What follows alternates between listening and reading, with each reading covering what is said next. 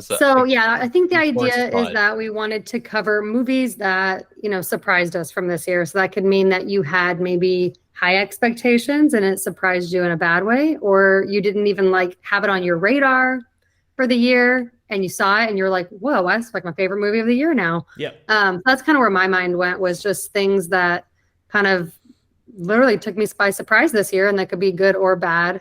So I have a couple here. I figured that we could just kind of go one by one. So I'll read off a couple of mine instead of going, Yep. one around and around. Good idea. I have Talk to Me on my list too, but I will let Byron talk more about that because we kind of talked about it last week on the Halloween episode as well. So I will skip on talking more about that. But I did find that to be a nice surprise of the year. But my main ones actually, the first one was Past Lives. I knew nothing about this movie going into the year. I had not even seen a trailer for it. I just started seeing everyone kind of talk about it and Neither. kind of start sharing about it. And I think you, Harry, might have seen it and told us that we have to see it, and you thought I would like it. I remember. I saw it at Sydney Film Festival this year. Yeah. Okay. I can confirm he did.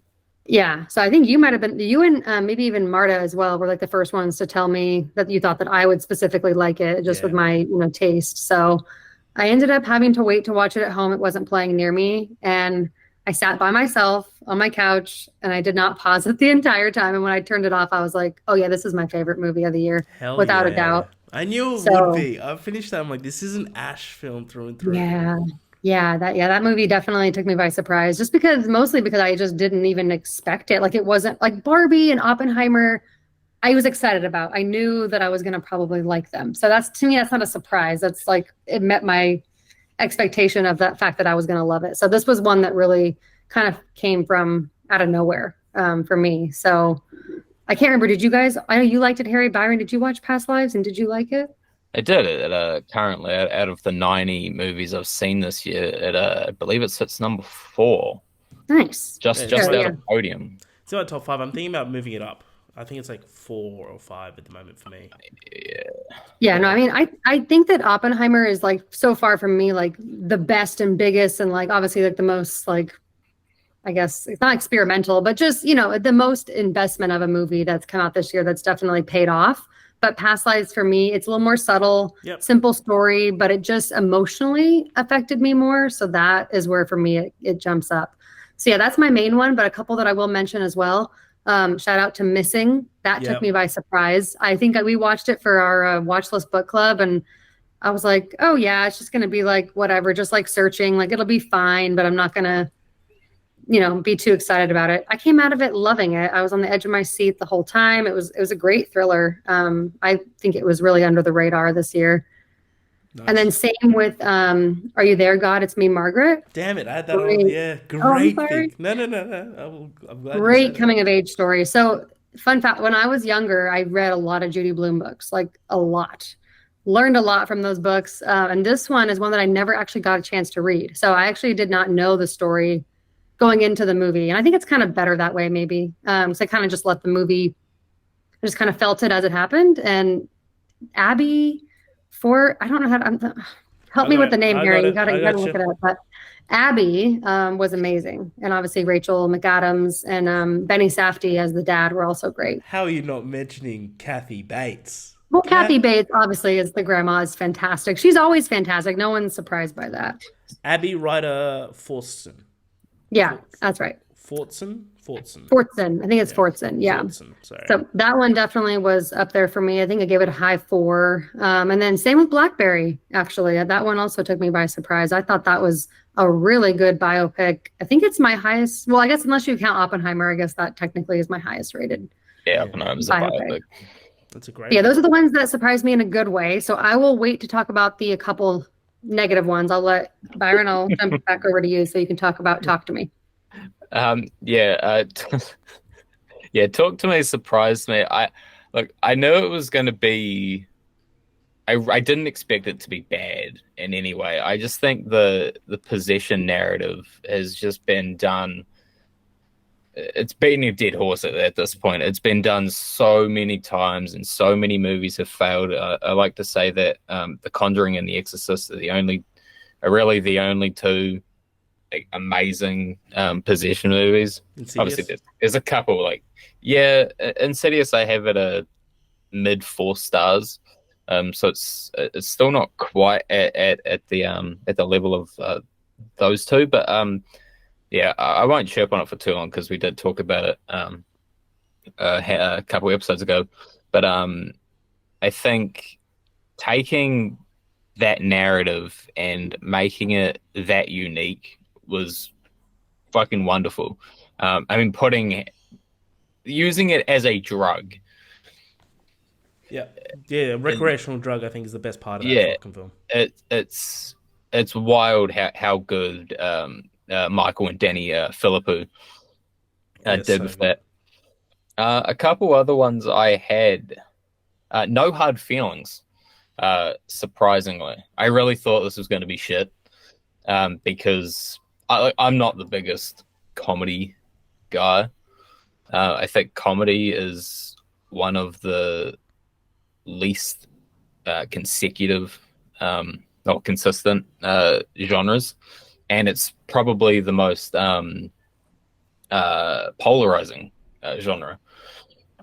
Um, no Hard Feelings was actually funny, and Mhm. I know a lot of movies shy away from certain jokes because the world's soft.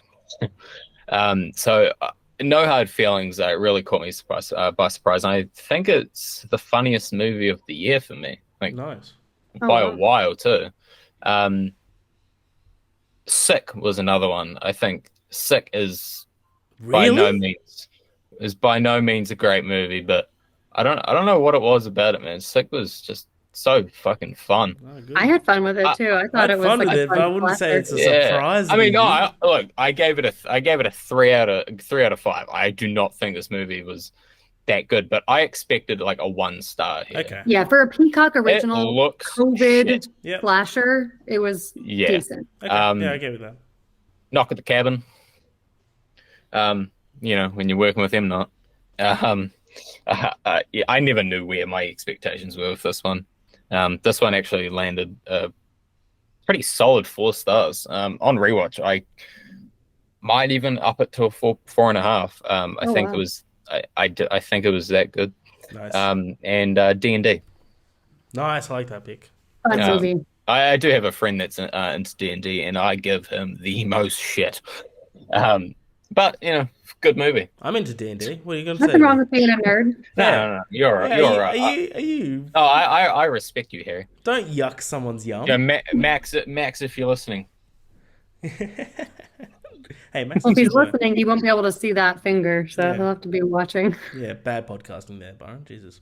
Um, nice, Byron. Yeah, I got you guys have mentioned a lot of these. I got a couple to type on.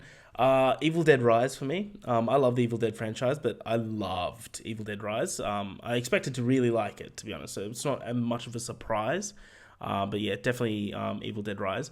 Still, for me, the Michael J. Fox documentary blew me away. That's in the top Hmm. 5 of my year. I adore that movie. It's 90 minutes long. It's spectacular. The way it's made is some of the best documentary filmmaking I've ever seen. Yeah. There's a movie that you both haven't seen. I've seen this at Sydney Film Festival, and it's not out yet, I don't think. I just haven't been able to talk about it because these fucking strikes, but I'm talking about everything on this podcast. There's this movie called Late Night with the Devil. Have you heard about this? I've seen a couple people log it now. Yeah, On my watch list. I loved this movie. So this whole premise is it's the guy that's in every movie at the moment. David Dismalchian, is that how you pronounce it? Yeah. Dismount. Yeah, you know exactly who I mean. Yeah. So Hmm. this is all filmed in Australia. Fun fact, but this whole premise is that he's like a late '70s talk show host, like Jimmy Carlson. Jimmy Carlson, is that it? I'm not a American talk show host guy. Jimmy Carlson, like back that's like Like Jimmy Kimmel. Yeah. yeah, yeah. Like back in those days, is like that's who he's kind of up against. Is so this whole movie is basically is set as a documentary, so it's a mockumentary, and basically surrounds the last show that he ever did. and it's basically majority of the whole movie is shown as if you're watching an episode of one of those late night talk shows, which is awesome. And the whole premise is that he's bringing on this a girl that is possessed by the devil or a demon. I can't remember exactly which one it is.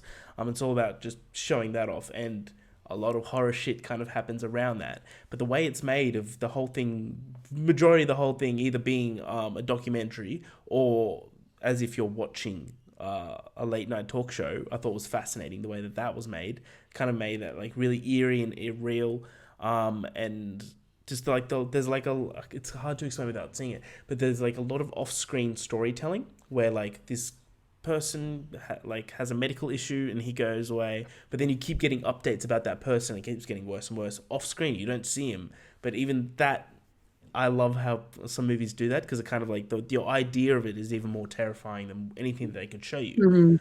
But yeah, so definitely I went into this movie with knowing nothing, and this was my favorite that I saw next to Past Lives at Sydney Film Festival. So yeah, when it comes out, definitely see Late Night with the Devil. It is a hell of a lot of fun. Nice. Yeah, I will jump in just a couple more here. Actually, Byron made me think of it while he was talking about No Hard Feelings, which I did enjoy. But I think Joyride, for me personally, was the funniest. It was my top comedy of the year. Not by a lot, but I liked it a little bit more. I like the cast. I love Stephanie Hsu and Ashley Park, and that movie was just so unexpected, very raunchy. I mean, apparently we're back with the raunchy comedies, especially with the female leads now. I'm really liking this genre, so I hope that we get more of this. And then also my only disappointing surprise was 65, and it was mostly just how bad it was. I'm so seriously still surprised how they could make a dinosaur movie with Adam Driver so horrendously bad. Yeah. It actually pisses me off how they could make it so bad, and they have this great premise and this great actor. So that's my only real negative one. That was the only one that I had as well that was like surprised it was negative, because you read it out, it's a movie starring Adam Driver. What was the length of it? It was a movie starring Adam Driver. Minutes. It was 93 minutes long, and it's a sci-fi film that you're not sure if it's back in time or not, where he's fighting off dinosaurs. I'm that's gonna be a fun time, and nothing fucking happens in that fucking movie for 80 minutes. There's so many plot holes. There's so many plot holes. Remember the cave that he was in for a good hour? How did he get out of that cave? He goes, I just went to the other side. What? Adam, what are you doing? I will say I did I did somewhat like this movie, but this was before my Scream 6 screening, and I was so fucking tired that day. You need to sleep more, Byron. And yeah. Agreed. Yeah. Take some melatonin.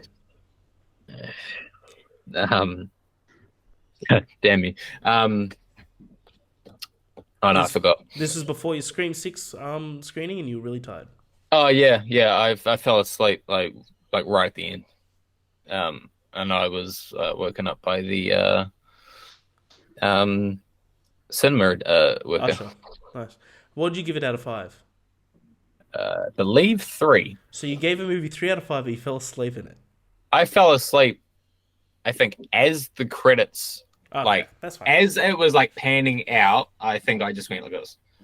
Yeah, right. I gave it 1.5 stars. Yeah.